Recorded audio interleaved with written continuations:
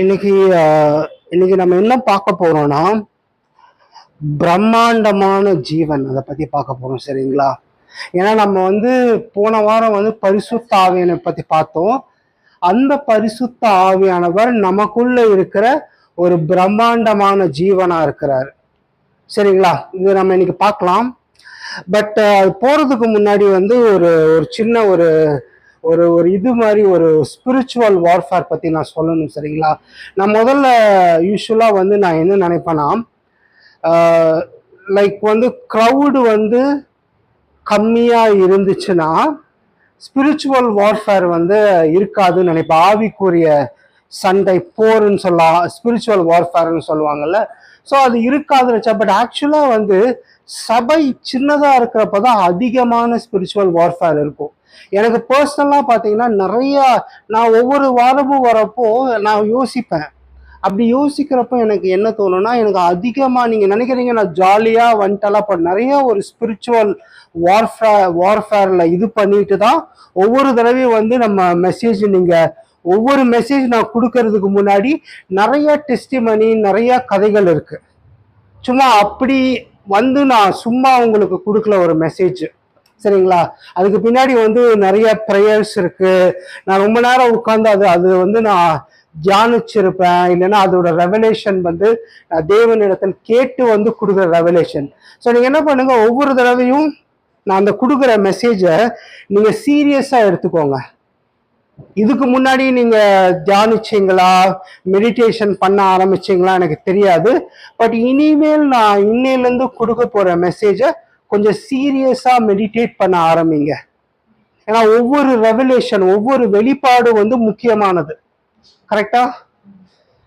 அப்ப அந்த ஒவ்வொரு வெளிப்பாட்டிலே நீங்க அதிகமா யோசிக்கிறப்ப, தியானிக்கிறப்ப என்ன ஆகும்னா, உங்களுக்கு மாற்றத்தை வரதை நீங்க பார்ப்பீங்க. நீங்க நல்லா கவனிச்சு பாருங்க. 3 இயர்ஸ் ஆச்சு மினிஸ்ட்ரி ஆரம்பிச்சுன்னு வச்சுக்கோங்க. ஆல்மோஸ்ட் இந்த 3 வருஷத்துல இங்க நிறைய பேர் கண்டினியூஸா வரவங்க உண்டு, புதுசா வந்தவங்க உண்டு. 3 ஸ்டார்டிங் ஆரம்பிக்கிறதுல இருந்து இவங்கெல்லாம் ஆரம்பிக்கிறது ஸ்டார்டிங்ல இருந்து வராங்க, பாஸ்டர் இவங்கெல்லாம். சரிங்களா? இங்க எல்லாம் ஆரம்பத்துல இருந்தே வரீங்க. ஸோ உங்க லைஃப்ல இந்த 3 வருஷமா உங்க லைஃப்ல என்னென்ன சேஞ்சஸ் வந்திருக்குன்னு உட்காந்து யோசிங்க. இது இங்க வரதுன்னு கிடையாது, ஒரு கிறிஸ்துவர்களா உங்க வாழ்க்கை என்ன மாறி இருக்கு. நான் சொல்றது புரியுதா? ஏன்னா நீங்க பாருங்க, பைபிள்ல எப்படி இருக்குன்னா, ஆசீர்வாதம் எப்படி இருக்குன்னா ஏறிக்கிட்டே இருக்குமா, குறையாதான். அப்படியே சில டைம் குறைஞ்சாலும் அடுத்த வருஷம் இல்ல அடுத்த சீக்கிரம் திருப்பி ஏற ஆரம்பிச்சிருமா, ஒரே இடத்துல இருக்காது. அப்போ உங்க வாழ்க்கை ஒரே இடத்துல இருந்துச்சுன்னா ஏதோ அங்க ஒரு தப்பு இருக்கு. தப்புனா உங்க மேல கிடையாது, ஏதோ ஒரு விஷயம் உங்களை அடுத்த ஸ்டெப்புக்கு, அடுத்த படிக்கு போக உங்களை விட மாட்டேங்குது. அப்ப என்ன பண்ணும், அதை எதிர்த்து நீங்க ஜெபம் செய்ய ஆரம்பிக்கணும். ஜெபம் மட்டும் பத்தாது, வெளிப்பாடு ரொம்ப அவசியம். வெளிப்பாடு இல்லாத ஜெபம் பவுல் சொல்ற மாதிரி சும்மா நீங்க காத்துல சண்டை போடுற மாதிரி. வெளிப்பாடு இல்லாத ஜெபம் காத்துல நீங்க சும்மா சண்டை போடுற மாதிரி. நிறைய கிறிஸ்துவர்கள் கஷ்டப்படுறதுக்கு காரணம் என்னன்னா, வெளிப்பாடு இல்லாத ஜெபம் செய்வதனால். வெளிப்பாடு எப்போ இருக்கோ அப்பதான் உங்க ஜெபத்தை, வெளிப்பாடுனா என்ன, ஒரு ஒரு ஒரு வெளி விஷன் கிடையாது, வார்த்தையினால் தேவன் உங்களுக்கு கொடுக்கிற ஒரு வெளிப்பாடு, ரெவலேஷன் சொல்லுவாங்க. அந்த ரெவலேஷன் நீங்க எவ்வளவு சீரியஸா எடுத்துக்கிறீங்களோ அதுக்கு ஏத்த மாதிரிதான் உங்க ஜெபம் வேலை செய்யும். சும்மா வெளிப்பாட காதுல மட்டும் கேட்டு, சண்டே ஒரு நாள் மட்டும் கேட்டு அதை ஒரு தடவை ஜெபம் செஞ்சு விடுவது பேரு வெளிப்பாடு கிடையாது. வெளிப்பாடுனா ஒரு விஷயத்த சீரியஸா எடுத்துட்டு அது நிறைவேற வரைக்கும் ஜெபிப்பதுதான் வெளிப்பாடு. அது நிறைவேற வரைக்கும் நீங்க அதை விடக்கூடாது, அதுதான் வெளிப்பாடு. உங்களுக்கு நான் சொல்றது புரியுது இல்ல? ரெவலேஷன்னா என்னன்னா, நீங்க வந்து அதை கண்டினியூஸா அது நிறைவேற வரைக்கும் நீங்க அந்த பிரேயரை விட்டு நீங்க வேற எதுக்கும் போக கூடாது, முயற்சியை விட்டு போக கூடாது. உங்களுக்கு புரியுதா? நிறைய பேர் என்னன்னா, உடம்புல வந்து ஏதாவது ஒரு வியாதியோ நோயோ வந்துடும். வந்ததுக்கு அப்புறம் என்ன ஆயிரும்னா, ஒரு தடவை 2 தடவை ஜெபிச்சுட்டு அதோட அதை மறந்துடுவாங்க. இயேசு அப்படி சொல்லல. இயேசு என்ன சொன்னாருன்னா, நீ அதுக்காக ஜெபிச்சுட்டு உனக்கு தேவன் பதில் கொடுத்துட்டாருன்னு நீங்க விசுவாசிக்கணும். எங்கன்னா உங்க இருதயத்துல, புத்தியிலையோ அறிவிலையோ கிடையாது, இருதயத்துல. அப்ப இருதயத்துலனா உங்க மனசு ஃபுல்லா தேவன் சுகமாகிட்டாருன்னு நீங்க அந்த நினைப்புல முழுகிற வரைக்கும் நீங்க நினைச்சுக்கிட்டே இருக்கணும். உங்களுக்கு புரியுது? உங்களுக்கு நான் சொல்றது புரியுதா? எத்தனை பேருக்கு புரியுது? அது வந்து உங்களுக்குள்ள அது வந்து போகணும். அது உங்க சப்கான்சியஸ் மைண்ட்ல, ஆள் மனசுல என்டர் ஆயிருச்சுன்னா அது நிறைவேற ஆரம்பிச்சிடும். இப்போ நான் வந்து இந்த பிரம்மாண்டமான ஜீவனை பத்தி நான் இன்னைக்கு இந்த மெசேஜ் நான் சொல்றேன்ல, இந்த பிரம்மாண்டமான ஜீவனை நீங்க திரும்ப திரும்ப திரும்ப திரும்ப நினைச்சு அது ஒன்ஸ் அது ஆக்டிவேட் ஆயிடுச்சுன்னு வச்சுக்கோங்களேன், நீங்களா நினைச்சாலும் அது நிறுத்த முடியாது. இப்போ உங்களுக்கு சொல்ற புரியுற மாதிரி நான் சொன்னா, டயபெட்டிஸ் வருது இல்ல, சக்கரை நோய் வருது இல்ல, சக்கரை நோய் வந்தா சக்கரை நோய் விட்டு வெளியே வர முடியுமா அவ்வளவு சீக்கிரமா? முடியாது. ஏன்னா அவங்க ஆள் மனசுல அவங்க அந்த வியாதி வந்த உடனே அந்த வியாதியை விட்டு வெளியே வர்றது ரொம்ப கஷ்டம்னு சொல்லிட்டு ஒரு விஷயத்துல இருக்கிறாங்க. இப்ப தேவனோட வார்த்தை அப்போ வந்து அந்த உலகத்துல இருக்க ஒரு வியாதிக்கே அவ்வளவு பவர் இருந்துச்சுன்னா தேவ வார்த்தைக்கு எவ்வளவு பவர் இருக்கும்? தேவ வார்த்தை எப்படின்னா, அது ஒன்ஸ் உங்களுக்குள்ள போயிட்டு வேலை செய்ய ஆரம்பிச்சிச்சுன்னா நீங்களே நினைச்சாலும் நிறுத்த முடியாது. அதாவது ஆபிரகாமின் ஆசீர்வாதம் எப்படின்னா, ஆபிரகாம் எனக்கு செழிப்பு வேண்டாம் வேண்டான்னு சொன்னாலும் இப்ப எப்படி அந்த டயபெட்டிஸ் சக்கரவாதி போ போ போன்னு சொன்னாலும் போகாதுல்ல, அதே மாதிரிதான் ஆபிரகாமனுக்கு ஆசீர்வாதம் எப்படி இருந்துச்சுன்னா, நீ எனக்கு செழிப்பு வேண்டாம் வேண்டாம் அவர் சொன்னாலும் அவர் வாழ்க்கையில என்ன இருக்குமா? செழிப்பு வந்துட்டே இருக்குமா. அதுதான் வந்து வெளிப்பாடு மூலியமா வர்றது. நான் சொல்றது உங்களுக்கு, ஏன்னா இது ரொம்ப முக்கியம். அது ஒன்ஸ் நீங்க அது வர வரைக்கும் கொஞ்சம் டைம் ஆகும். சம்டைம்ஸ் சில தடவை சீக்கிரம் வந்துடும், சில தடவை கொஞ்சம் நேரம் ஆயிரும். அது ஒன்ஸ் வந்துருச்சுன்னா, வெளியே தெரிய ஆரம்பிச்சிச்சுன்னா உங்களால என்ன பண்ண முடியாது? நிறுத்த முடியாது, ரிவர்ஸ் பண்ண முடியாது. இன்னைக்கு அதுதான் வந்து பிரம்மாண்டமான ஜீவன்ல நம்ம அதான் பார்க்க போறோம். நீங்க எப்போ அந்த ஜீவனை வெளியே கொண்டு வர ஆரம்பிச்சிட்டீங்களோ அது உங்களை விட்டு வந்து போகவே போகாது. அது கொண்டு வர்றதுக்கு யோவான் என்ன பண்றாரு? 12 வெளிப்பாடை கொடுக்கிறாரு. அந்த யோவான் புத்தகத்துல இந்த ஜீவனை பத்தி அவர் என்ன பண்ணாரு? 12 வெளிப்பாடு கொடுக்கிறாரு. இந்த 12 வெளிப்பாடு மட்டும் உங்களுக்கு புரிஞ்சிருச்சுன்னு வச்சுக்கோங்களேன், உங்களுக்குள்ள இருக்க அந்த ஜீவன் வேலை செய்ய ஆரம்பிச்சிடும். அதுல வந்து முதல்ல வந்து நம்ம எங்க பார்க்கலாம்னா, நான் உங்களுக்கு முன்னாடியே சொன்னதா நித்திய ஜீவன். சரிங்களா? இத வந்து நீங்க நித்திய ஜீவன் சொல்லலாம், ஜீவன் சொல்லலாம், பரிசுத்த ஆவியின் ஜீவன் சொல்லலாம், பிதாவின் ஜீவன் சொல்லலாம், நீங்க இயேசுவோட ஜீவன் சொல்லலாம். இது எல்லாமே என்னது? ஒண்ணுதான். இது யூஸ் பண்ண வார்த்தைகள் தான் வேற. புரியுதுல்ல உங்களுக்கு? உயிர்த்தெழுதலில் ஜீவனும் நித்திய ஜீவன் தான். ரெசரக்டட் லைஃப் அதுவும் நித்திய ஜீவன் தான். சரிங்களா? புரிஞ்சுச்சா? யோவான்ல வந்து 1ஆம் அதிகாரம் 3வது வசனம் படிங்களேன். 4வது வசனம். இது கிறிஸ்துவை பத்தி குறிக்குது. கிறிஸ்துவை பத்தி என்ன குறிக்குதுன்னு பார்க்கலாம். அதாவது அவருக்குள்ள என்ன இருந்துச்சு? ஜீவன் இருந்துச்சு. அந்த ஜீவன் தான் மனுஷனுக்கு ஒளியா இருந்துச்சு. அதாவது அவருக்குள்ள ஒரு ஜீவன் இருந்துச்சு, அந்த ஜீவன் தான் மனுஷனுக்கு ஒளியா இருந்துச்சு. அப்படின்னா அவருக்குள்ள இருக்க ஜீவன் வந்து ஒரு பிரகாசத்தை உங்களுக்குள்ள இருந்து உருவாக்கும். அதாவது ஒரு மனிதன் எவ்வளவு பிரகாசமா இருக்கிறானோ அவ்வளவு ஆரோக்கியமாகவும் செழிப்போடு இருக்கிறான்னு அர்த்தம். எப்பயுமே வந்து ஆரோக்கியமா இருக்கிறவங்களை போயிட்டு நீங்க வந்து ஒரு அந்த சர்டன் சயின்டிபிக்கா டேர்ம் நான் சொல்லல, பட் நீங்க சர்டன் எக்ஸ்பீரிமெண்ட் எல்லாம் பண்ணீங்கன்னா உடம்புல இருந்து ஒரு ரேடியேஷன் லைட் வந்து போகும், எல்லாருக்குள்ளேருந்து ஒரு வைப்ரேஷன் போகும். இப்போ ஜென்சில வந்து வைப் பண்றாங்க அப்படின்னு சொல்லுவாங்க தெரியுமா, இந்த மியூசிக் எல்லாம் போட்டு வைப் பண்றேன். இப்ப இந்த ஜெனரேஷன் வந்து அப்ப அந்த வைப்புங்கிறது வந்து அந்த காலத்துல வந்து வைப்ரேஷன் சொல்லுவாங்க. அந்த வைப்ரேஷன் தான் ஆரான்னு சொல்லுவாங்க.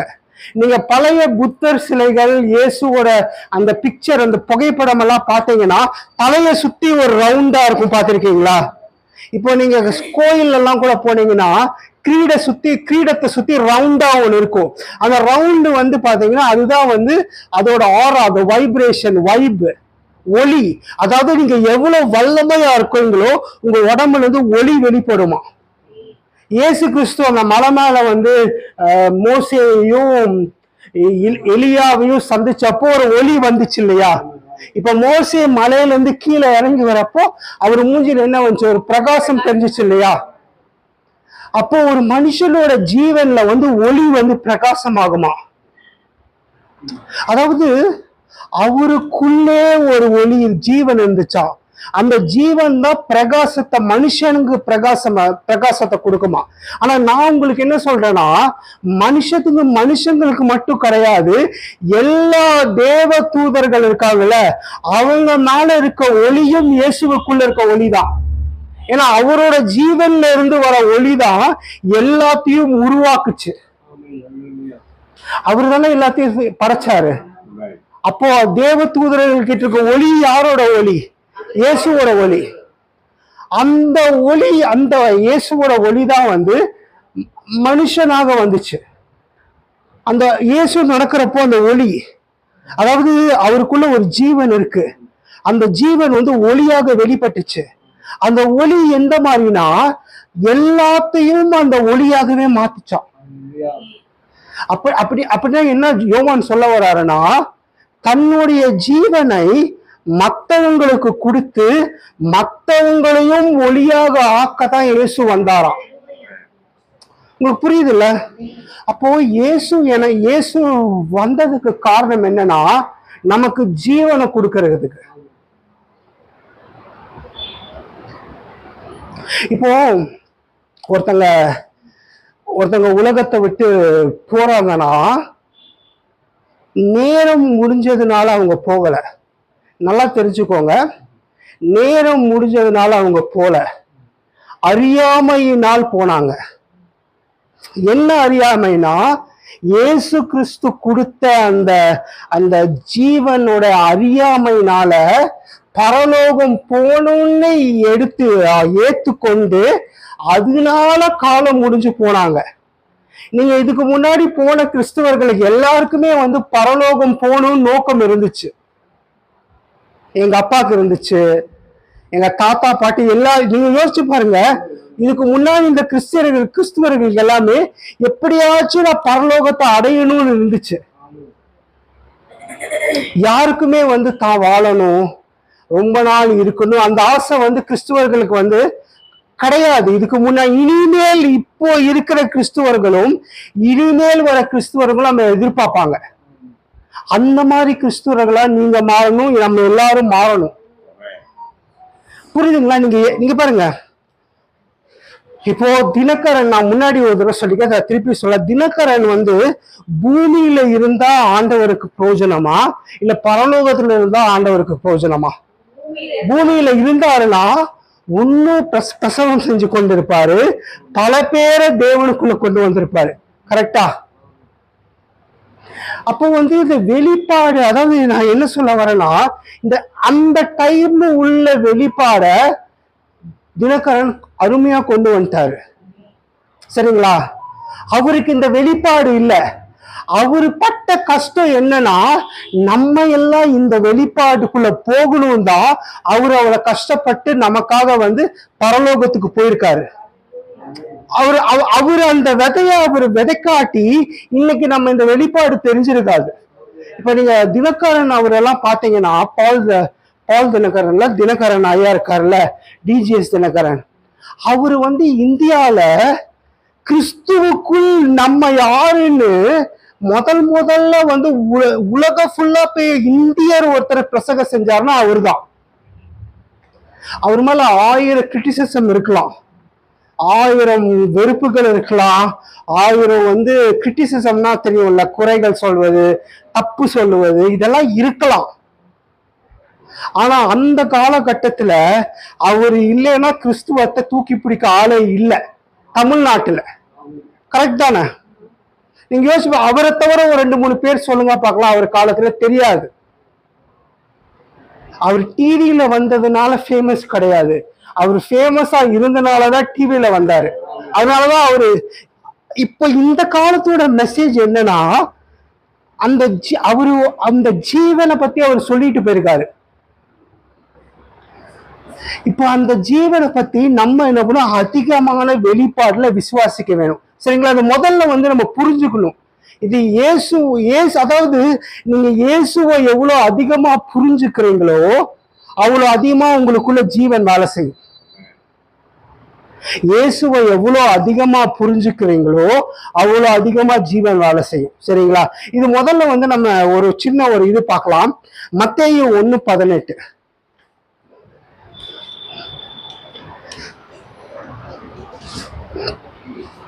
இயேசு கிறிஸ்துவனுடைய ஜனநீதியின் விவரமாவது, அவருடைய தாயாகிய மரியாள் யோசேப்புக்கு நியமிக்கப்பட்டிருக்கையில் அவர்கள் கூடி வரும் முன்னே அவள் பரிசுத்த ஆவியினாலே கர்ப்பவதி ஆனாள் என்று காணப்பட்டது. எதனால கர்ப்பவதி ஆனாங்க? பரிசுத்த ஆவியினாலே. அப்ப இயேசு வந்து யாருன்னா பரிசுத்த ஆவியின் குழந்தை. நல்லா யோசிச்சுங்க, இயேசு வந்து யாரு? பரிசுத்த ஆவி. அந்த பரிசுத்த ஆவினால வந்த குழந்தை தான் இயேசு. அதாவது மரியாளுக்குள்ள போட்டு அந்த விதையாக மாறினதே பரிசுத்த ஆவியானவர் தான். ஓகேங்களா? அப்போ இந்த முந்தின வசனம் என்ன சொல்லுதுன்னா, இந்த வெளிப்பாடு தான் தேவன் உங்ககிட்ட சொல்ல சொன்னாரு. சரிங்க? என்னன்னா, இந்த இயேசுக்குள்ள என்ன இருக்கு? முந்தின வசனத்துல ஜீவன் இருக்கு, அவருக்குள்ளதான் ஜீவன் இருக்கு. அந்த ஜீவன் தான் நமக்கெல்லாம் ஒளியாக இருக்குது. சரிங்களா?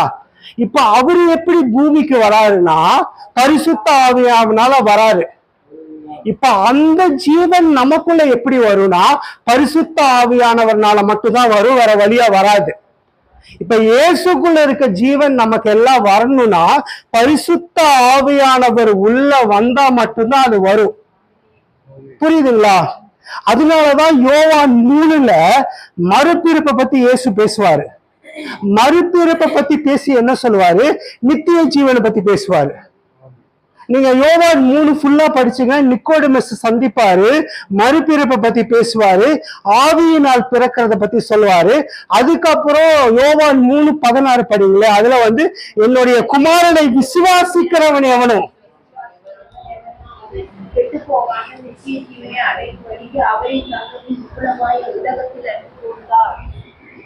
அதாவது விசுவாசிக்கிறவன் எவனோ, அதாவது குமாரனை விசுவாசிக்கிற எவனோ அவனுக்குதான் மறுபிறப்பு இருக்கு.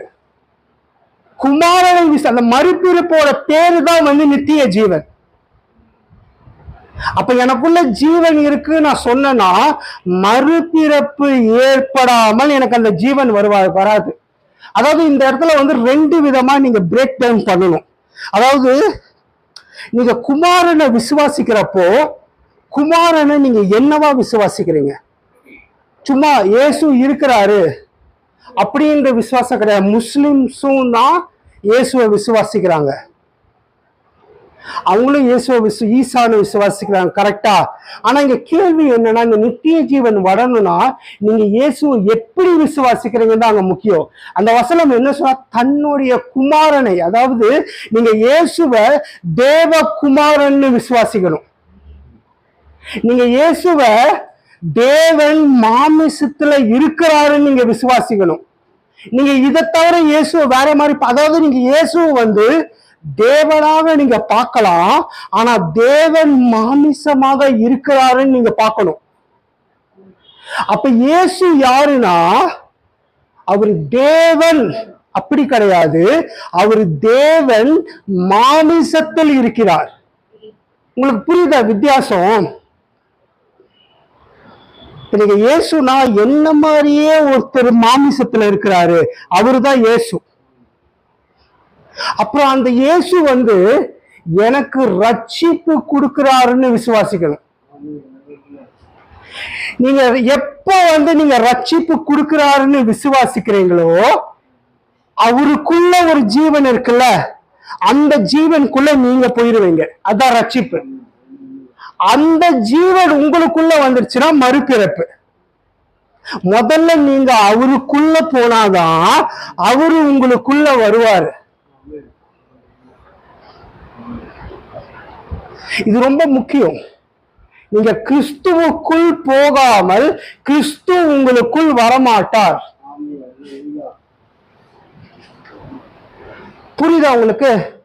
கிறிஸ்துவுக்குள் போகாமல் கிறிஸ்து உங்களுக்குள் என்ன பண்ண மாட்டாரு? வரமாட்டாரு. நீங்க கிறிஸ்துவுக்குள் போகணும்னா நீங்க முதல்ல என்ன பண்ணணும்? அவரை ஒரு ரட்சகரா முதல்ல அவரை வந்து தேவகுமாரனா பார்க்கணும். அப்புறம் அவரை ஒரு ரட்சகரா ஏத்துக்கணும். அவரு மூலியமா தான் உங்களுக்கு ரட்சிப்பு இருக்குன்னு நீங்க நம்பணும், அவரை ஏத்துக்கணும்.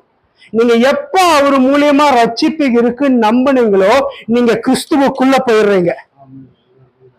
அப்ப நீங்க கிறிஸ்துவுக்குள்ள போன உடனே என் பாவத்தெல்லாம் மன்னிங்க, என்னை வந்து இது என் பாவத்தெல்லாம் மன்னிச்சு ரத்தத்தால கழுவுங்க, நீங்க இதெல்லாம் அறிக்கை இட்ட உடனே ரட்சிப்பு கிடைச்சிருச்சுன்னு அறிக்கை இட்ட உடனே தேவன் உங்களை நீதிமான் ஆக்குறாரு. எப்படி உங்களை நீதிமான் ஆக்குறாருன்னா, பரிசுத்த ஆவியானவர் உள்ள வந்த உடனே நீங்க நீதிமான் ஆடுறீங்க. இப்படிதான் நீங்க நீதிமான் ஆடுறீங்க. நீங்க வந்து உங்க செயலால நீதிமான் கிடையாது. தேவன் உங்களை பாக்குறப்போ உங்களுக்குள்ள இருக்க பரிசுத்த ஆவியானவரை பாக்குறாரு. அந்த பரிசுத்த ஆவியான உங்களுக்குள்ள வர்றதுக்கு காரணம் இயேசுவோட சிலுவை. இயேசு சிலுவை இல்லாட்டி ஆவியானவர் உங்களுக்குள்ள வந்திருக்க மாட்டாரு. கரெக்ட் தானே? அப்ப வந்து கிறிஸ்துவ வாழ்க்கை வந்து சிலுவையில் ஆரம்பிக்கல, உயிர் தெளிதல்ல ஆரம்பிக்குது. உங்க கிறிஸ்துவ வாழ்க்கை எப்ப ஆரம்பிக்குதுன்னா மறுபிறப்புல ஆரம்பிக்குது. புரியுதுல உங்களுக்கு? அந்த நித்திய ஜீவன் வந்து கெட்டு போகாமல்னா அந்த நித்திய ஜீவனுக்கு என்ன வல்லமை இருக்குன்னா, இயேசுவோட சரீரம் இப்ப எப்படி இருக்கோ அதே வல்லமை இருக்கு அதுக்கு. அப்ப இயேசுவோட சரீரம் எப்படி கெட்டு போகாமல் இருக்குமோ அதே மாதிரி உங்க சரீரத்தையும் அந்த ஜீவன் வந்து கெட்டு போகாமல் வைக்குமா. அது யாருக்குன்னா, எவன் ஒருவன் விசுவாசிக்கிறானோ. அந்த வசனம் படிங்களேன், 3:16 திருப்பி படிங்களேன். அந்த வசனமே அந்த வசனத்துக்குள்ள எவ்வளவு இருக்கு பாருங்க. அந்த ஒரு வசனம் தான் நம்ம நிறைய தடவை படிச்சிருக்கோம். யோவான் 3:16. தேவன் தம்முடைய ஒரே பேரான குமாரனை விசுவாசிக்கிறவன் எவனோ அவன் கெட்டு போகாமல் நித்திய ஜீவனை அடையும்படிக்கு அவரை தந்தொருளி இவ்வளவாய் உலகத்தில் அன்பு கூர்ந்தார். எவன் விசுவாசிக்கிறானோ, எந்த அளவுக்கு விசுவாசிக்கிறானோ அந்த இடத்துல வந்து இயேசு வந்து உயிர் தெளிஞ்சிட்டாரு. அந்த யோவான் இந்த 3:16 எழுதுறப்போ இயேசு உயிர் தெளிந்து 60 வருஷம் ஆகிறது. இயேசு உயிர் தெளிந்து 60 வருஷத்துக்கு அப்புறம் எழுதுறாரு. அப்ப அவர் அந்த ஸ்டேட்மெண்ட் எழுதுறப்போ நித்திய ஜீவனை பத்தி ஃபுல்லா அறிஞ்சு தெரிஞ்சு கொண்டு எழுதுகிறாரு. 90ஆம் நூற்றாண்டுல எழுதுறாரு யோவான் இந்த வசனத்தை. இயேசு வந்து 30ஆம் நூற்றாண்டுல உயிர் தெளிஞ்சாரு. அப்ப 60 வருஷம் கழிச்சு அவர் என்ன எழுதுறாருன்னா, யாரு இயேசுவை விசுவாசிக்கிறாங்களோ அவங்க உடம்பு கெட்டு போகாதான், அழியாதான். எக்ஸ்பீரியன்ஸ்ல எழுதுறாரு அவரு. ஏன்னா இப்ப நம்ம என்ன பண்ணிடுறோம்னா, இப்ப உங்களுக்கு உடம்புல எல்லாம் சுகமாகுதுல்ல, அந்த சுகமாகிறது வந்து இயேசு உள்ள இருக்க ஜீவன் தான் அது சுகம் பண்ணுது. பரிசுத்த ஆவியானவர் தான் செயல்படுத்துறாரு. பரிசுத்தாவியானவர் இயேசுவை வந்து குழந்தையாக ஆக்கி மனுஷனாக நடந்து, ஏன்னா இயேசு இருக்கிறப்ப பரிசுத்தாவியானவர் இயேசு மேல முழுமையா இருந்தாரு. இப்போ நம்ம எல்லார் மேலேயும் இருக்கிறாரு, உள்ள இருக்கிறாரு. அப்ப அங்க இருக்கிற ஜீவன் வந்து நான் போன வாரம் நம்ம பண்ண ஹோலி ஸ்பிரிட் வந்து ஒரு investigator, FBI agent, CBI officer மாதிரி உங்க உடம்ப வந்து இன்வெஸ்டிகேட் பண்ணி எங்கெங்க வந்து பிரச்சனைகள், நோய், குறைகள் இருக்கோ அது எல்லாரையும் அவர் ரிப்பேர் பண்ணி சரி செஞ்சுட்டே இருப்பாரு. நீங்க விசுவாசிச்சீங்கன்னா. ஏன் கிறிஸ்துவர்களுக்கு அது வேலை செய்யணும்? அவங்களுக்கு அந்த வெளிப்பாடு இல்லை. முதல்ல அந்த வெளிப்பாடு இல்லை. வெளிப்பாடு எவ்வளவு இருக்கோ அதுக்கு ஏத்த மாதிரிதான் உங்க விசுவாசம் வேலை செய்யும். உங்களுக்கு புரிஞ்சுச்சுல? உங்க வெளிப்பாடு கம்மியா இருந்துச்சுன்னா, நீங்க நல்லா பாருங்க, பலத்தினால் அல்ல ஆவியினால் வசனம் இருக்குல்ல. அப்புறம் வந்து நீங்க நல்லா பாருங்க, அந்த இசைக்கியல்ல அந்த அவரு பேச ஆரம்பிச்ச உடனே, அவரு தீர்க்க தரிசனம் சொன்ன உடனே அந்த எலும்புகள் எல்லாம் ஒன்னாக சேர்கிறது. கரெக்டா? அது ட்ரை போன்ஸ். ட்ரை போன்ஸ்னா என்னது? அந்த காஞ்சு போன எலும்புகள். அது வந்து ஒண்ணுமே பண்ண முடியாது. யாரு எலும்பு எதுனே தெரியாது. இப்ப தேவன் என்ன சொல்றீங்க? யாருக்காவது எலும்புல ஏதாவது பிரச்சனை இருந்துச்சுன்னா தேவன் உங்களை சுகம் பண்றார். எலும்பு வலி, முதுகு வலி, கை வலி, கால் வலி, எந்த நோய் யாருக்கு இப்ப இருந்தாலும் இயேசு அதை சுகம் பண்ணுகிறார். இப்பொழுதே அந்த ஹீலிங் உங்களை டச் பண்ணுது. அப்புறம் இந்த வசனம் என்ன நமக்கு சொல்லி புரிய வைக்குதுன்னா, உங்க உடம்பு வந்து அதை வந்து கெட்டு போகாம வச்சுக்குமா அந்த ஜீவன்? யாரு? விசுவாசிக்கிறவங்க. நீங்க இதை கண்டினியூஸா உங்க மைண்ட்ல ஏத்திக்கிட்டே இருக்கணும். இதை நீங்க ஒரு வாரம் யோசிச்சு பாருங்க, உங்களுக்கு வித்தியாசம் தெரியும்.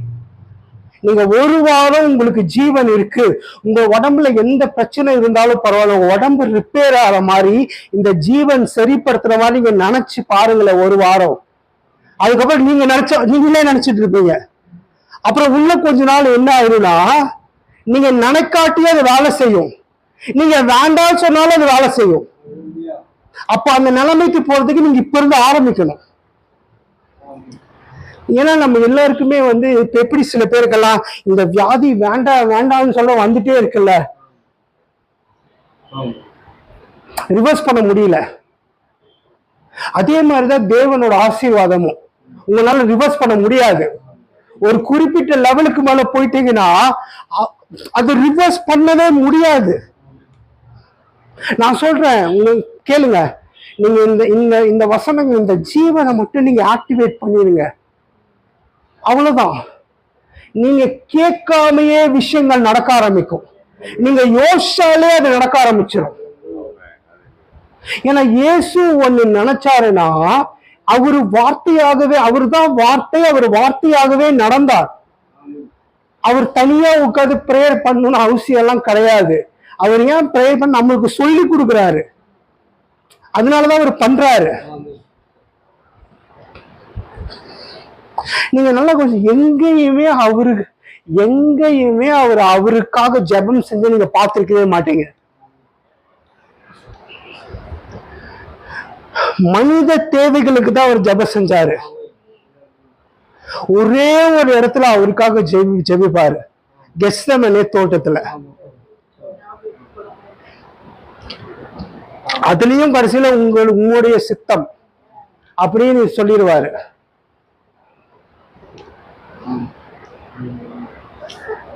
இங்க நீங்க கேட்கலாம் அப்போ எனக்கு இந்த ஜீவன் வேலை செய்யுமான்னு. கண்டிப்பா வேலை செய்யும். எப்படி வேலை செய்யணும்? நீங்க நம்ப ஆரம்பிக்கணும். சரிங்களா? நம்ம அடுத்த வசனம் பார்க்கலாம். முதல்ல என்ன பார்த்தோம்னா, அந்த ஜீவன் வந்து இயேசுக்குள்ள இருக்குன்னு பார்த்தோம். ரெண்டாவது என்ன பார்த்தோம்னா, அந்த ஜீவன் நமக்குள்ள வந்துருச்சுன்னு பார்த்தோம். முதல்ல என்ன பார்த்தோம்? இயேசுக்குள்ள இருக்கு. ரெண்டாவது நம்ம என்ன பார்த்தோம்? ஜீவன் வந்துச்சு. இப்போ இந்த ஜீவன் வந்து எங்க இருந்து கிளம்பும்? இப்ப இந்த ஜீவன் எனக்குள்ள இருக்கு. இந்த ஜீவன் எங்கிருந்து அது கிளம்பி வெளியே வரும்? இப்ப இந்த ஜீவன் வேலை செய்யறதுக்கு ஒரு இடம் வேணும் இல்லையா? அந்த அந்த ஜீவன் எங்கிருந்து வருது அது நம்ம இன்னைக்கு பார்ப்போம். யோவான் 4:14. இயேசு அவளை நோக்கி, நீ போய் உன் புருஷனை இங்கே அழைத்து கொண்டு வா என்றார். 14. நான் கொடுக்கும் தண்ணீரை குடிக்கிறவனுக்கோ ஒரு காலும் தாகம் உண்டாகாது. நான் அவனுக்கு கொடுக்கும் தண்ணீர் அவனுக்குள்ளே நித்திய ஜீவகாலமாய் ஊறுகிற நீரூற்றாய் இருக்கும் என்றார். அவன் வந்து அவனுக்குள்ள இருந்து எங்கன்னா அவனோட வயிற்றுல இருந்து வருமா? அது இந்த இடத்துல இருந்து சுரக்குமா அந்த ஜீவன்? நீங்க ப்ரே பண்றப்ப வந்து உங்களுக்குள்ள இருந்து சர்ன்னு ஒரு பவர் இறங்குற மாதிரி இருக்கும். சம்டைம்ஸ் உங்களுக்குள்ள இருந்து அந்த எனர்ஜி வருமா? உங்களுக்குள்ள இருந்து அந்த ஜீவன் வெளியே வருமா? அந்த பிரம்மாண்டமான ஜீவன் எங்கேயும் இல்ல. இப்ப இயேசு கிறிஸ்துக்குள்ள இருந்துச்சு. நீங்க இயேசு கிறிஸ்துவ விசுவாசனே உங்களுக்குள்ள வந்துருச்சு. அது எங்க இருந்து சுரக்கும்னா இயேசு கிறிஸ்துக்குள்ள இருந்து சுரக்காதான், உங்களுக்குள்ள இருந்துதான் அது வருமா. அந்த நீரூற்று வந்து வத்தாதுன்னு சொன்னதுக்கு காரணம் என்னன்னா, உங்களுக்கு உங்களுக்கு என்ன தேவையோ அது வெளியே வந்துட்டே இருக்குமா. உங்களுக்கு சப்போஸ் வந்து உடம்பு சரியில்லைன்னா அதை சுகப்படுத்துறதுக்கு அந்த நீர் வெளியே வருமா. உங்களுக்கு வந்து செழிப்பு வேணும்னா செழிப்பாக்குறதுக்கு அந்த நீர் வருமா. அந்த நீர் வந்து உங்களுக்கு எல்லா தேவைகள், என்னென்ன தேவைகள் இருக்கோ அந்த தேவைகளுக்கு ஏற்ற மாதிரி நீர் வந்து வந்துகிட்டே இருக்குமா. நீங்க தேடவே மாட்டீங்களா? புரியுதா உங்களுக்கு? என்னங்க?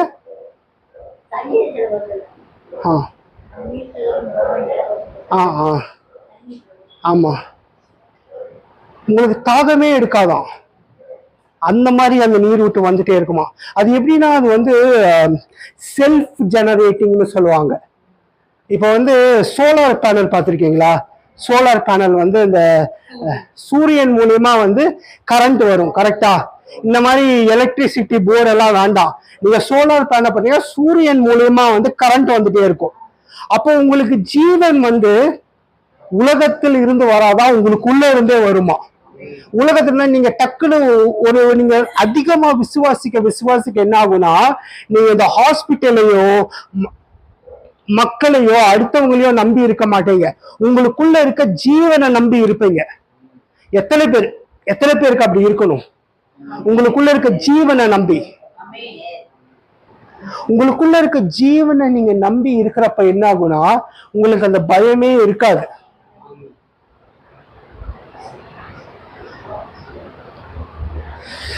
இது வற்றாத ஆறுன்னு இருக்குல்ல, நீரூற்று வந்து வற்றாம வந்துட்டே இருக்கும். சரிங்களா? அந்த வசனம் அதான் சொல்லுது, அது வற்றவே வற்றாது. காரணம் என்னன்னா குறையே இருக்காதான். அது வந்து ஓவர்ஃப்ளோவிங்கா இருக்கும். அது வந்து பொங்கி வழியுமா. அது அப்பனா அது உங்களை மட்டும் சுகப்படுத்தாதா, எல்லாத்தையும் சுகப்படுத்துமா சுத்தி இருக்கவங்கள. அப்ப அந்த நீரூற்ற வந்து என்ன பிரச்சனைனா நம்ம அந்த நீரூற்ற நம்ம மறந்துடுறோம். இயேசுவை விசுவாசிக்கிறோம், எனக்கு ஜீவன் இருக்குன்னு நம்புறோம். அதுக்கப்புறம் எனக்குள்ள அந்த நீரூற்று வேலை செய்யுதுன்னு நீங்க அதை பத்தி யோசிக்க மாட்டேங்கிறீங்க. அப்பப்போ அது நினைவுக்கு நீங்க கொண்டு வரணும். உங்களுக்கு டைம் கிடைக்கிறப்பெல்லாம் வந்து நீங்க அதை நினைச்சு பார்க்கணும். அது நினைக்கதான். நீங்க பாருங்க, ஏதோ ஒரு வியாதியை பத்தி நினைக்கிறதுக்கு இதை நினைக்கலாம்ல. ஏதோ ஒரு தவறான விஷயத்த பத்தி நினைக்கிறதுக்கு பதிலா எனக்குள்ள ஜீவ நதி இருக்கு, அந்த ஜீவ நதி என்னை வந்து ஆரோக்கியமா ஆக்குது அப்படி நினைக்கலாம்ல. என் உடம்புல இருக்க எல்லா பிரச்சனைகளையும் அந்த ஜீவ நதி சரி பண்ணுது. உங்களையே நீங்க பாருங்க, நல்லா இருக்க மாதிரி, செழிப்பா இருக்க மாதிரி, ஆரோக்கியமா இருக்கிற மாதிரி, நல்லா பழையபடி ஓடி ஆடி நடக்கிற மாதிரி, இப்படி எல்லாம் யோசிங்க. நீங்க உங்களை பத்தி யோசிக்காம யாரு யோசிக்க போறா? உங்களுக்காக வேற யாரும் யோசிக்கவே முடியாது. உங்களுக்காக அடுத்தவங்க ஜெபம் தான் செய்ய முடியும். கரெக்ட் தானே? இது வந்து மூணாவது. சரிங்க. நாலாவது வந்து அதோட அத்தாரிட்டி பத்தி பார்க்கணும். அது வந்து யோவான் 5:26 டைம் ஆச்சுன்னு நினைக்கிறேன். ஏனெனில் பிதாவானவர் தம்மில் தாமே ஜீவனுடையவராய் இருக்கிறது போல குமாரனும் தம்மில் தாமே ஜீவனுடையவராய் இருக்கும்படி அருள் செய்திருக்கிறார். சும்மா லைட்டா டச் பண்ணிட்டு முடிச்சிடலாம், நெக்ஸ்ட் வீக் கண்டினியூ பண்ணலாம். அதாவது பிதாவுக்கு எப்படி தன்னைத்தானே இருக்கிற ஜீவன் இருக்கோ அதே ஜீவன் இயேசுவுக்கு இருக்கு. இயேசுவுக்கு மட்டும் இல்லாம அந்த ஜீவனை அவர் சரீரமாகிய நம்மளுக்கும் கொடுத்துட்டாரு. அப்ப எனக்குள்ளேயும் ஜீவனை உண்டாக்குற அந்த பிதானால எப்படி தானே வாழ முடியுதோ அதே மாதிரி தானே என்னாலையும் வாழ முடியும். வாழ்றதுன்னா ஆரோக்கியமா வாழ்றது, செழிப்பா வாழ்றது, நல்லா இதுதான் வந்து வாழ்றது. உயிரோட இருக்கிறது மட்டும் வாழ்றது கிடையாது. புரியுதா உங்களுக்கு? அதான் பிரம்மாண்டமான ஜீவன். நம்ம என்ன பண்ணலாம், அடுத்த வாரம் இந்த பிரம்மாண்டமான ஜீவனை கண்டினியூ பண்ணலாம். இந்த அத்தாரிட்டியில இருந்து கண்டினியூ பண்ணலாம். இது ஆக்சுவலா வந்து அந்த ஜீவன் வந்து எவ்வளவு வந்து அதிகார உடைய ஜீவன் சொல்லிட்டு இந்த வசனம் நம்ம அடுத்த வாரம் வந்து அதிகாரம் உடைய எப்படி இந்த ஜீவனுக்கு அவ்வளவு அதிகாரம் இருக்குன்னு நம்ம பார்க்கலாம். பார்த்துட்டு இன்னும் நம்ம எவ்வளவு 3 முடிச்சிருக்கோமா, இது 4வது, இன்னும் வந்து 8 இருக்கு.